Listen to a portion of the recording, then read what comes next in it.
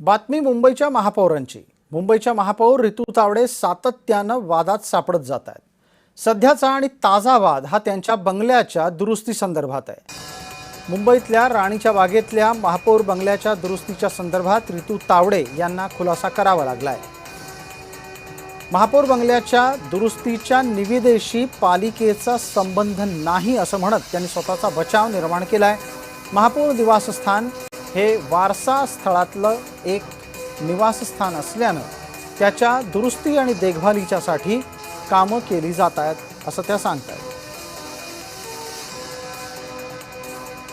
भायखळ्याचा बंगला हा heritage maintenance याच्या अंडर येतो आणि त्या बंगल्याचा सगळा परिसर आणि संपूर्ण राणीचा बाग हा डायरेक्टर झू त्याच्या अंडर येतो। मेयर बंगल्याशी कुठेच निगडीत नाहीये। हे राणीच्या बाग झू डिपार्टमेंटचं, उद्यान डिपार्टमेंटचं हे टेंडर आहे, जिथे कुठेही महापौरांचा आणि महापौरांच्या बंगल्याचा संबंध काडी मात्र नाही।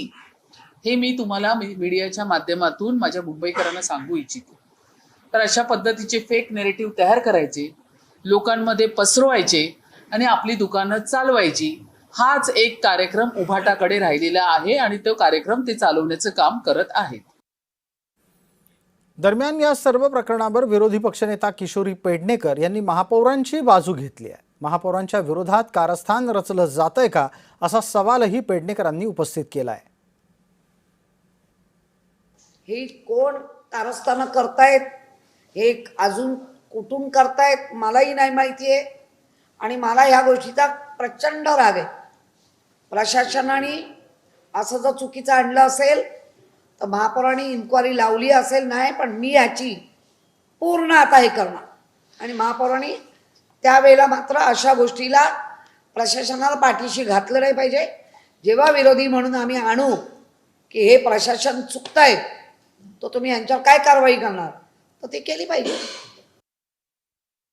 जो काही एकंदरीत जे काही निविदा मागितली आहे त्याची आमची अशी भूमिका ती रद्द झालं पाहिजे आणि तत्वतः ज्यांनी काढली आहे ही कुठल्या प्रशासनाच्या ज्या अधिकाऱ्यांनी काढली आहे, ही का काढली आणि कोणाच्या सांगण्यावरनं काढली याची विचारपूस या त्या अधिकाऱ्याकडे झाली गेली पाहिजे।